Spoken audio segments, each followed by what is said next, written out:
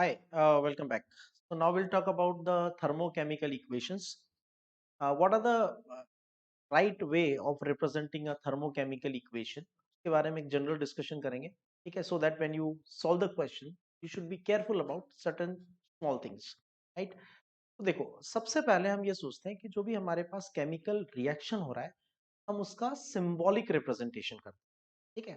Suppose मैं आपसे कहता हूँ कंबर्जन of ethanol.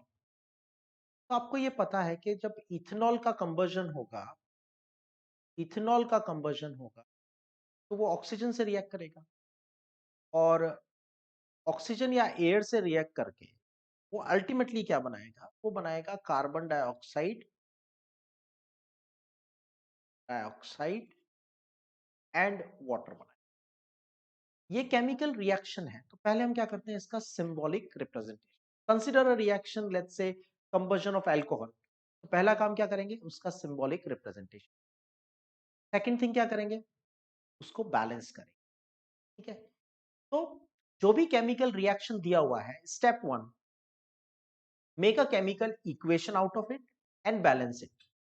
After that, once the balancing is done, there are two carbons, so I will write 2 CO2. There are total 6 hydrogens, so I'll write 3 H2O. अब oxygen requirement कितनी हो गई, 2 into 2 4 and 3 7। 7 में से एक यहाँ पे आपके पास है, तो 6 मोर रिक्वायर्ड। इक्वेशन बैलेंस हो गई। Now next step, second step would be physical states of the reactant and product must be mentioned. जैसे इथेनॉल का फिजिकल स्टेट क्या है, इट इज लिक्विड। ऑक्सीजन का फिजिकल स्टेट क्या है, that is gas. Carbon dioxide का physical state क्या है, गैस। वाटर का फिजिकल स्टेट क्या है, liquid. Is it required? Yes. Actually क्या होता है, देखो आप एक बात समझो, जब भी मैं कभी रिएक्शन का एंथैल्पी चेंज फाइंड करना चाहता हूँ, उस ओवरऑल रिएक्शन में कितना एनर्जी डिक्रीज या इंक्रीज हुआ, या कितना एंडोथर्मिक है, कितना एक्सोथर्मिक है, तो मुझे करना क्या होता है, प्रोडक्ट की एंथैल्पी में से रिएक्टेंट की एंथैल्पी को सब्ट्रैक्ट करना होता है। और मैटर यह है कि जो एंथैल्पी होती है, बीट प्रोडक्ट और रिएक्टेंट या किसी भी केमिकल सब्सटेंस की जो एंथैल्पी होती है, वो उसकी फिजिकल स्टेट पर डिपेंड करती है। Enthalpy of ice, enthalpy of water and enthalpy of water vapour all will be different. तो यहां मैं कौन सी एंथैल्पी यूज करूंगा, तो मुझे बताना पड़ेगा कि water is being used in which phase, which state. Is it liquid, is it gas, और इट इज सॉलिड, ठीक है? नॉर्मली आपको इसके लिए बहुत ज्यादा बॉदर नहीं करना चाहिए। अ, अगर आपको फिजिकल स्टेट्स में कंफ्यूजन हो रहा है, तो उस पर्टिकुलर सब्सटेंस का जो स्टैंडर्ड स्टेट है वो यूज करते हैं। स्टैंडर्ड स्टेट का मतलब, if it comes to like oxygen, I need not to bother कि उन्होंने रिएक्शन में किस कंडीशन में लिया होगा, obviously it will be in the gaseous form, ठीक है? तो नेक्स्ट स्टेप होता है to mention their physical state. Ethanol is liquid, oxygen is gas, carbon dioxide is gas, water is, ठीक है? तो पहला स्टेप क्या किया, केमिकल इक्वेशन लिख के बैलेंस किया। नेक्स्ट स्टेप क्या किया, उसमें फिजिकल स्टेट्स को मेंशन किया।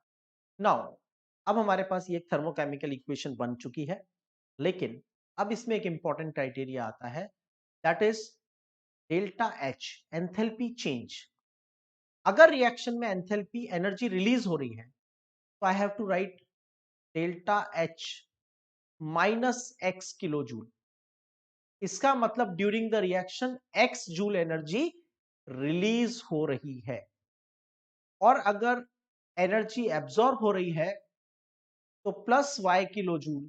इसका मतलब during the reaction Y kilo joule energy absorb हो रही है, ठीक है?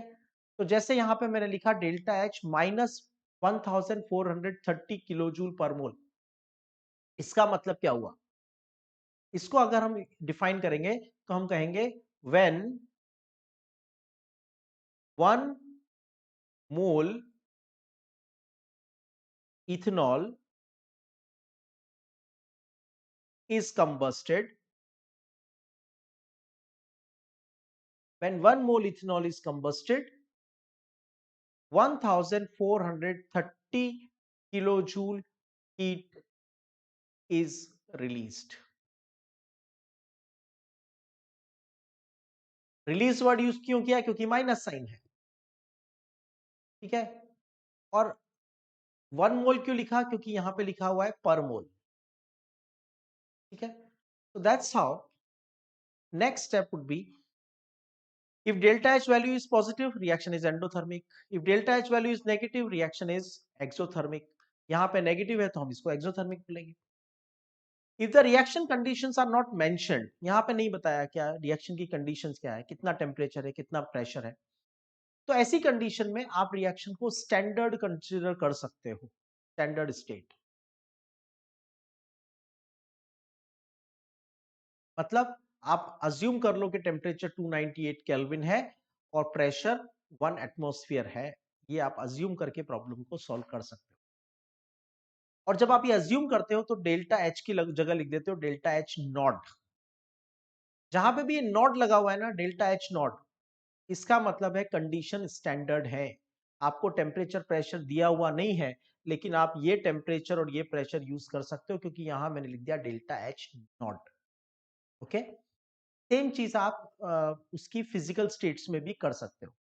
सपोज मैंने यहाँ पे आपको फिजिकल स्टेट दिए हुए नहीं होते, तो आप स्टैंडर्ड स्टेट्स यूज करते हैं. स्टैंडर्ड स्टेट्स का मतलब कार्बन डाइऑक्साइड का मोस्ट कॉमन स्टेबल फॉर्म क्या होता है, गैस. वाटर का most common state at room temperature क्या होता है, लिक्विड. ऑक्सीजन का रूम टेम्परेचर पे स्टेबल स्टेट क्या होता है, गैस. तो अगर आपको फिजिकल स्टेट्स मेंशन नहीं है, या टेम्परेचर मेंशन नहीं है, या प्रेशर मेंशन नहीं है, तो आप उसको स्टैंडर्ड कंडीशन कंसीडर कर सकते हो. मतलब आप प्रेशर 1 ले सकते हो, टेम्परेचर 298, और physical state whatever is most stable at that particular temperature, 298 Kelvin temperature and 1 atmosphere. मतलब मैंने रिएक्शन में O नहीं लिखा, O2 लिखा, क्योंकि मुझे पता है ऑक्सीजन की स्टेबल फॉर्म एटॉमिक नहीं होती, ऑक्सीजन की स्टेबल फॉर्म डायटॉमिक होती है, O2 होती है. ठीक है. वाटर को मैंने प्रोडक्ट में गैस नहीं लिखा, क्योंकि मुझे पता है स्टैंडर्ड कंडीशन में रूम टेम्परेचर पे वाटर लिक्विड होता है. ठीक है. नेक्स्ट, अगर आप किसी थर्मोकेमिकल इक्वेशन को रिवर्स कर देते हो, तो एंथैल्पी का साइन भी चेंज हो जाता है, नेगेटिव का पॉजिटिव हो जाता है. मतलब मैं क्या कह रहा हूं, if I write A plus B gives C plus D and enthalpy changes -100 kilojoule per mole, और इस रिएक्शन को मैं रिवर्स करके लिखता हूं C plus D gives A plus B, तो यहां पे एंथैल्पी चेंज हो जाएगा +100 किलोजूल पर मोल. समझ में आ गई बात. ठीक है. So when thermochemical equation is reversed, the enthalpy sign will be inversed. जैसे ethanol plus oxygen give carbon dioxide and water and enthalpy changes -1430. और अगर मैं इसको रिवर्स करके लिखूंगा तो एंथैल्पी चेंज हो जाएगा +1430. Okay. Now enthalpy of the element is considered to be 0.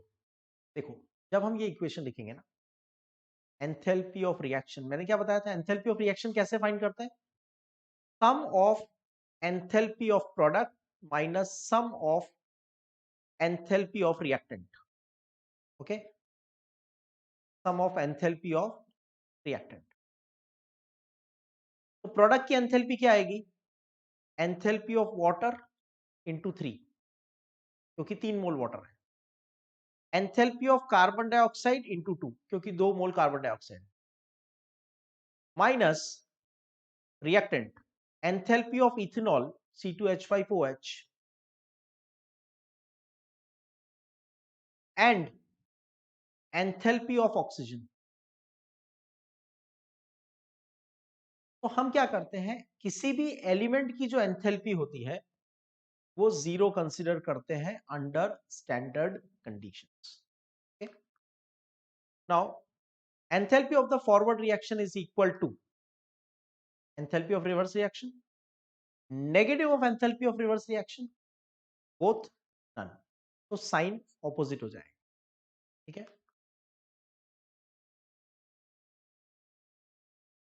Enthalpy of an element in its standard state is considered to be, zero. हमेशा न्यूमेरिकल सॉल्व करते हैं, याद रखना enthalpy of element is considered to be zero, right? तो that is about thermochemical equations को कैसे represent करना चाहिए।